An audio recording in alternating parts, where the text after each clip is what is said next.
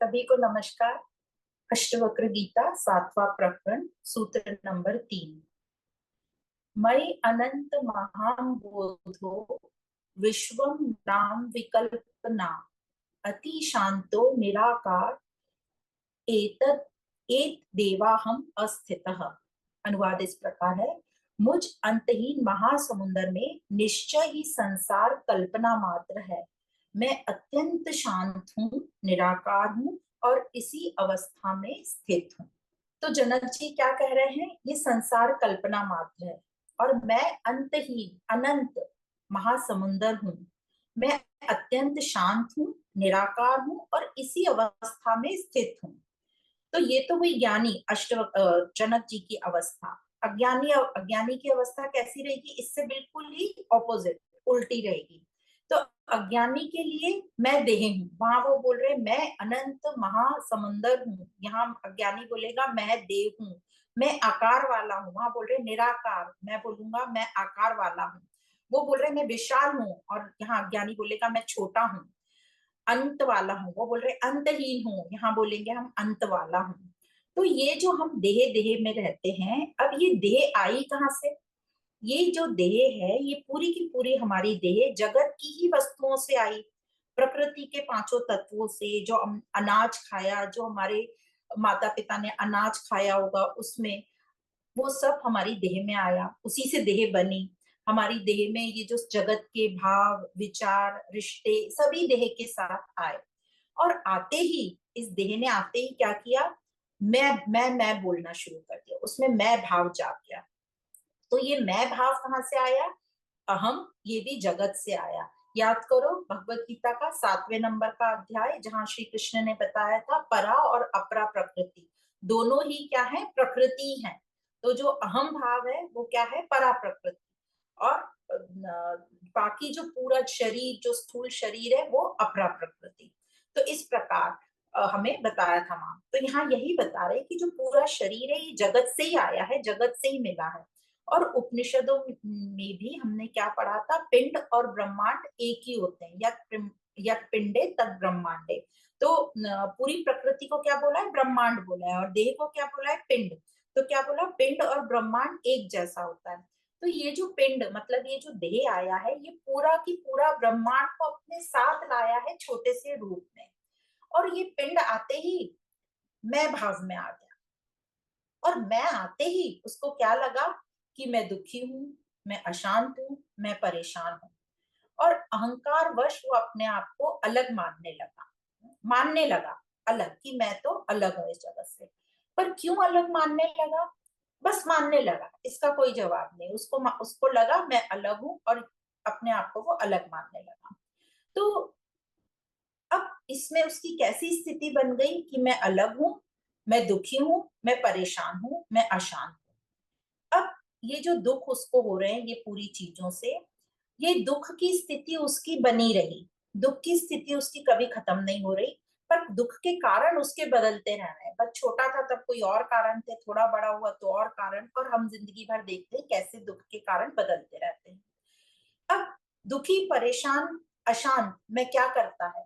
अब हम दुखी हैं, परेशान हैं, अशांत हैं, तो हम क्या क्या करते हैं? कुछ ना कुछ हरकतें हम करते रहते हैं अपने आप को खुश रखने के लिए। हम सबको बताएं हम क्या करते हैं। कभी पार्टी करेंगे, कभी कोई उत्सव के नाम पे कुछ कर लेंगे, 4 लोगों को इकट्ठा कर लेंगे, कभी कुछ नया खरीद लाएंगे, कभी कुछ नया भोजन बना लेंगे, कभी रेस्टोरेंट चले जाएंगे, कभी कहीं घूम आएंगे, कभी फोन पे बातें कर लेंगे, कभी पिक्चर चले जाएंगे, कभी शॉपिंग करने चले जाएंगे। तो इस प्रकार हम अपने आप को बहलाते रहते हैं और जगत में इधर उधर भटकते रहते हैं। अब सब कुछ कर लिया पर हमारी परेशानी जो है वो समाप्ति नहीं हो रही है, तो इसका इलाज तो करना पड़ेगा। तो ज्ञान कहता है कि अपने आप से प्रश्न करो कि परेशानी कहाँ से आ रही है, क्यों आ रही है। विचार करो इस बात का बार बार कि क्यों परेशान हो रहे हैं और ये क्यों आ रही है। तो आत्मज्ञान जब होता है तो उससे ये दुख और परेशानी का हमें पता चलता है। जैसे जैसे हम प्रश्न करेंगे तो अपने आप हमें आत्मज्ञान की तरफ बढ़ेंगे और वो हमें बताएगा कि परेशानी का कारण क्या है। समझ आता है, क्या समझ आता है? कि हम डर डर के जी रहे हैं। क्यों डर डर के जी रहे हैं? ये डर हमारे में कहाँ से आ गया? तो इसको देखो कि डरते क्यों हैं हम। तो हम देखते हैं सभी कोई डरते हैं, सभी मनुष्य जब सामने कोई भयानक सिचुएशन आ जाती है तो डर के पीछे की ओर भागते हैं। जैसे सामने शेर आ जाएगा या बड़ा कोई जानवर आ जाएगा तो हम डर के पीछे भागेंगे, उससे मुकाबला नहीं करने बैठेंगे। जहां मुकाबले की स्थिति होगी वहीं करेंगे, पर ज्यादा करके हम अपना अस्तित्व बचाने के लिए भागेंगे। तो ये डर कहाँ से आया? तो ये डर आया जो हमारे, हम सब कहाँ से आए, हम, हमारा सबका इवोल्यूशन हुआ है, विकासीकरण हुआ है ना, हमारा विकास हुआ है। पहले हम भी जंगली जानवरों जैसे थे। तो जंगल में कैसा होता है, एक जानवर दूसरे पे अटैक करता है तो सब भागने की कोशिश करते हैं, जब बड़ा जानवर छोटे पे अटैक करता है। तो वही डर हमारे अंदर बैठ गया, तो वही प्रकृति हमारे अंदर है, वो बैठी हुई है, तो हम कहीं ना कहीं अपने आप को बचाने के लिए भागते रहते हैं और डरते रहते हैं हमेशा। कोई कुछ ऐसी सिचुएशन तो नहीं आ जाएगी जो मुझे खत्म कर देगी, मेरा अस्तित्व खत्म कर देगी, तो डर यहाँ से आए। तो एक बात समझ गए। फिर हमें बंधन फील होता है, हमें लगता है कि हमारी कुछ गलत आदतें और वो आदतें छूट ही नहीं रही। तो ये क्यों डरते हैं ये तो समझ में आ गया। फिर आते हैं कि क्यों आदतें लग गई, क्यों बंधन लगता है। तो समझ में आता है कि क्योंकि हम जो जी रहे हैं वो गलत ही तरीके से जी रहे हैं। हम कैसे जी रहे हैं, पैदा होते से ही समाज ने जो हमारे ऊपर थोप दिया रीति रिवाज, कैसे जीना चाहिए, स्त्री ने कैसे रहना चाहिए, पुरुष ने कैसा रहना चाहिए, एक समाज एक बिरादरी में कैसे शादी करनी चाहिए, वो सब पर हम पर थोप दिए गए और हमने उसको वैसा ही मान लिया, उस पर विचार ही नहीं किया, कभी अपना दिमाग लगाया ही नहीं। और जिसने भी दिमाग लगाया उसको हमने आउटकास्ट कर दिया कि ये तो बहुत विद्रोही है, ये तो बहुत रिबेलियस है, उसको तो हमने अलग खड़ा कर दिया। हालांकि ताकतवर वही था जो अपने विचार सामने प्रकट कर सका, पर हम तो वो समाज में नाम खराब नहीं हो जाए इसलिए हम चुप बैठे रहे। तो समाज जो है हमको नैतिकता पर चलाता है, मॉरल वैल्यूज पे चलाता है कि भाई इस समाज में इस तरीके से कपड़े पहने जाते हैं, ऐसा खान पान होता है, ऐसे चलते हैं, ये इन भगवान को पूजा जाता है, ये उत्सव बनाए जाते हैं और उत्सव भी इस प्रकार बनाए जाते हैं। तो या ऐसे व्यवहार में चलना, अच्छे बने रहने के लिए ये आदर्श फॉलो करना। तो समाज जो है आदर्श बने हुए हैं, मॉरल वैल्यूज या नैतिकता उस पर चलता है। मौलिकता नहीं बताते समाज में, मौलिकता मतलब एथिक्स, वह नहीं बताते। सच्चाई क्या है, यह आत्मज्ञान, ये समाज कभी नहीं बताता। तो ये हो गया, हम समाज के नियमों से चलते रहते हैं। फिर कुछ हमने पुरानी कथाएं पढ़ ली और कुछ हमने टीवी पे देख ली या पिक्चरों में देख लिया, तो हमने उसी को सत मान लिया। उसमें बता दिया भगवान को उड़ते हुए या स्त्रियों को कोमल रोते हुए बता दिया, तो हमने भी समझ लिया कि स्त्रियों का गुण ही है कि हमेशा विनम्र रहना, कोमल सा दिखना, अट्रैक्टिव दिखना, स्त्रियों को सजा सुंदर दिखना चाहिए। यदि आप गहन विचार करो तो क्यों जरूरी है स्त्रियों को सुंदर दिखना? अब इसका आंसर सबको अपना अपना मिल जाएगा, क्योंकि हम अपनी देह को आकर्षित बनाना चाहते, दूसरों को लुभाना चाहते। यही पुरुषों के साथ लागू क्यों नहीं होता? क्यों स्त्री को विवाह या कोई भी प्रसंग के पहले पार्लर जाना पड़ता है, अपने बाल संवारने पड़ते हैं, अपना मुखौटा ठीक करना पड़ता है, आंखों में काजल डालो, बिंदिया लगाओ, जेवर पहनो, ये क्यों स्त्री के लिए? सोचो, इस पर विचार करो। तो हमने सोच लिया जो दिखा रहे हैं पुरानी कथाओं में जिस तरीके से स्त्रियों का, हमारा भी वही धर्म है और हमने भी वही निभा लिया। कि वही एक पुरानी कहावत है कि स्त्री कौन सी अच्छी लगती है, जिसके आंखों में आंसू भरे और आंचल में है दूध भरा, मैथिली शरण गुप्त की कविता है। तो इस प्रकार की, शायद जहां तक मैं सही हूं तो, नहीं तो देख लेंगे हम कि कहाँ है।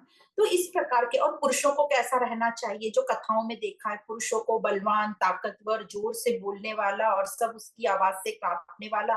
तो पुरुषों ने अपनी जो है स्थिति या अपनी मन वैसा बना लिया।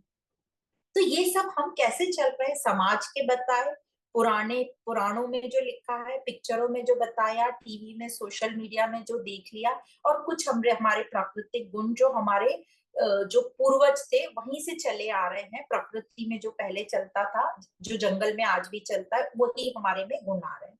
तो हमें परेशानी जो हो रही है, बंधन फील हो रहा है यहाँ पे, क्योंकि हमें स्वतंत्रता नहीं मिल रही और मुक्त हमारा स्वभाव है। तो यहाँ अष्टवक्र जी कह रहे हैं जब तक अपनी परेशानी का मूल नहीं ढूंढोगे तो निवारण कैसे होगा। जैसे कोई बीमारी है तो उसका इलाज जब तक हमने मूल से नहीं किया, बस ऊपर ऊपर से टोना टोटका में चलते रहे, तो वो नहीं खत्म होगा। तो बंधन फील होता है, इसका मतलब हमें मुक्ति चाहिए। तो चेक करो कहाँ कहाँ हम स्वार्थी हो रहे हैं, कहाँ हमारा अहंकार काम आ रहा है, क्यों ये ऐसा कर रहा है। तो अपने आप को ढूंढो कि मैं कहाँ कहाँ स्वार्थी हो रहा हूँ, कहाँ कहाँ मेरा अहंकार आड़े आ रहा है। तो जहां जहां मैं स्वार्थी हूँ, जहां जहां मैं अहंकारी हूँ, उसको हमें वहां पर खत्म करना है। अपने अहंकार को हमें समर्पित करना है। अब अहंकार हम बोले डिसॉल्व कर दो या मिटा दो, गला दो, तो ऐसे नहीं होगा। हमें पकड़ना पड़ेगा कहाँ कहाँ हमारा अहंकार आता है, वहां वहां वहां से हमें हटना पड़ेगा। उस अहंकार को ज्ञान से हमें समर्पित करना पड़ेगा। किसको समर्पित करना पड़ेगा? आत्मा को या मुक्ति को। अपना उद्देश्य मुक्ति बना लो, तो अहंकार को मुक्ति को समर्पित करना पड़ेगा। तो इस प्रकार आत्मज्ञान से हम आत्मा की ओर हमारी यात्रा आगे बढ़ेगी, हम आत्मस्थ हो पाएंगे। क्योंकि डायरेक्ट तो आत्मा नहीं जान पाते, क्योंकि आत्मा का तो कोई नाम रूप है ही नहीं, निराकार है। तो हमें अहंकार को देखना है जो हमारे पास है, फिर उसको झूठ जानना है। और जो भी हम अहंकार से करते हैं, जो भी हम अपने मन से करते हैं, सब स्वार्थी होगा, क्योंकि हम अपने आप को बचाए रखना चाहते हैं। तो ये सब झूठी है, यह जान लो। जो भी अहंकार से करते हैं, जो भी स्वार्थ और इस मन से करते हैं, हम कहते हैं ना, कोई पूछता है क्या करे, तो हम बोलते हैं जो तेरा मन कर रहा है कर लो। और मन हमेशा अपने को झूठी, अपने आप को बचाने की कोशिश करता है। तो ये झूठ है, सब जान लो। तो जनक ने, राजा जनक ने यही किया, अपने अहंकार को क्या किया, आत्मा को समर्पित कर दिया। और कह रहे हैं यही मुक्ति है, यही भक्ति है। भक्ति कौन सी? ये अपनी कर्म कांडी भक्ति की बात नहीं कर रहे हैं, जहां हमने आकार प्रकार बना लिया, साज सज्जा कर रहे हैं, रंग रूप कलर में, भोजन सामग्री में अटके हुए हैं, ये नहीं। ये कह रहे हैं मन को तू निर्गुण कर, निराकार की तरफ ले जा। तो जो त्रिगुणात्मक माया में मन फंसा हुआ है, उसको निर्गुण की ओर ले जा। तो इस प्रकार इस श्लोक में राजा जनक ने बताया कि मैं अनंत महासागर हूँ, पर मैं निराकार शांत हूँ और निष्प्रह हूँ, मतलब मेरी इच्छा रहित हूँ।